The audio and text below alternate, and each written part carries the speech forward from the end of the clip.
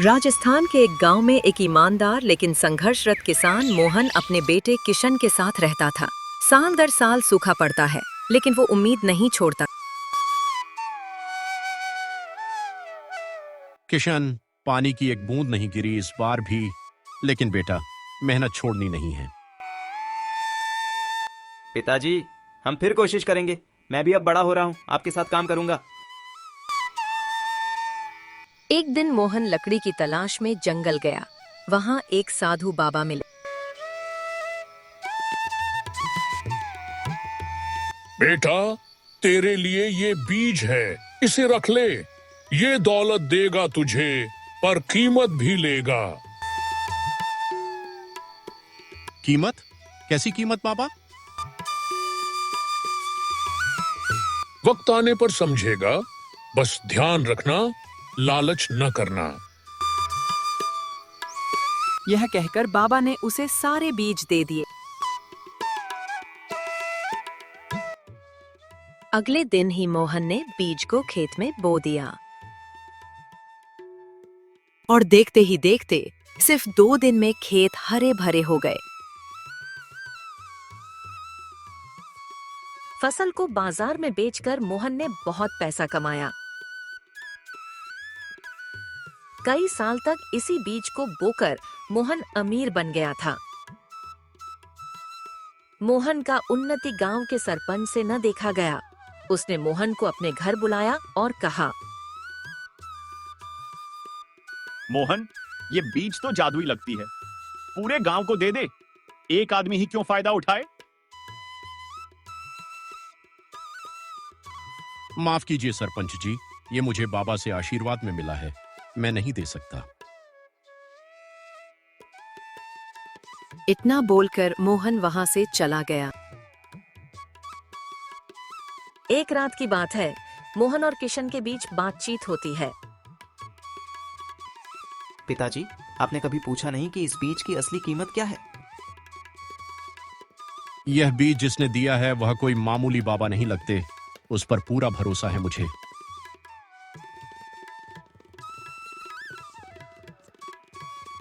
इतना बोलकर मोहन ने किशन को कहीं न कहीं संदेह में रख दिया था।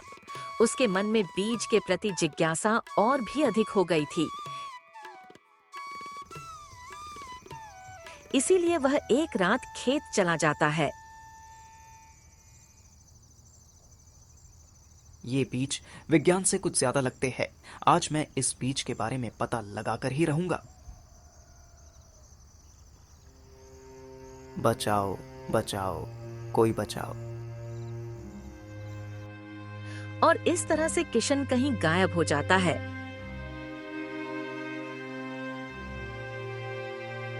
किशन, कहाँ है बेटा? किशन, किशन, कहाँ है तू बेटा?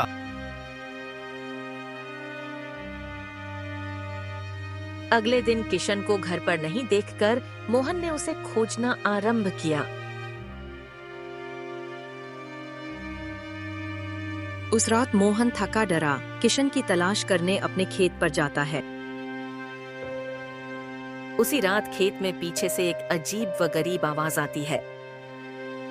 जो लिया है वो लौटाना होगा, जो लिया है वो लौटाना होगा। वह आवाज सुनकर मोहन घबरा जाता है और भागकर एक वीरान मंदिर जो चारों तरफ से घने जंगलों से घिरा रहता है वहां पहुंच जाता है। मोहन को लगा कि अब मंदिर का पुजारी ही कुछ मदद कर सकता।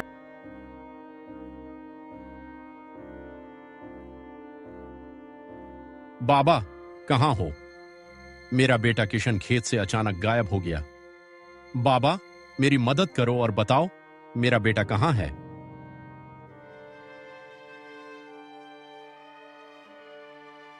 जिस बीज से तू अमीर बना वो संजीवनी धान है। वह बीज हर बार एक बलि मांगता है।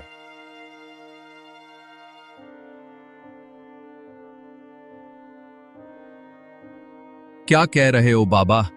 मेरा बेटा को आखिर क्या हुआ?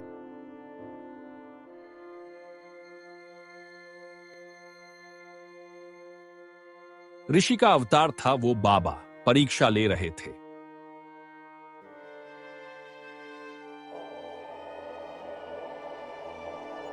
पर बाबा आपको ये सब कैसे पता?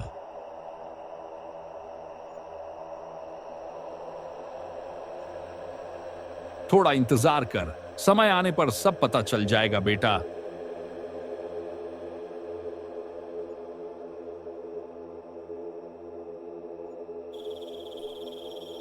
इतना कहकर मोहन वहां से निकल पड़ा। जंगल से जाते वक्त पीछे से उसे दोबारा कुछ आवाज सुनाई देती है।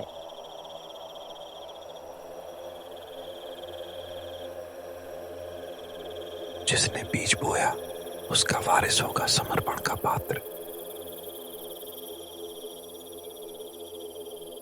ये सुनकर मोहन बहुत डर गया और वहां से भाग निकला। उसे अब समझ में आने लगा था आखिर में समस्या का जड़ है क्या।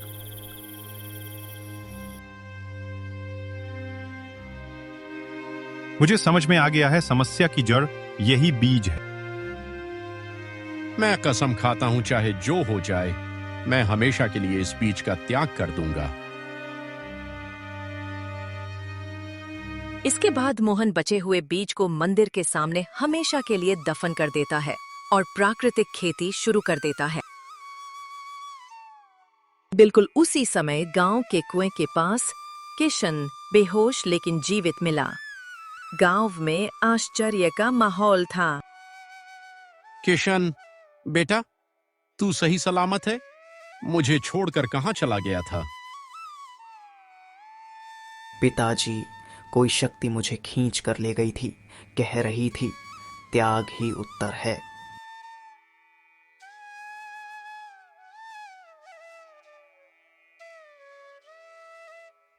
मोहन और किशन घर वापस आता है, अकेला, गरीब पर शांत।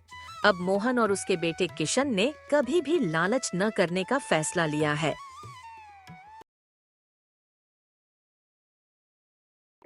और उसी रात अब अगली परीक्षा तेरी है।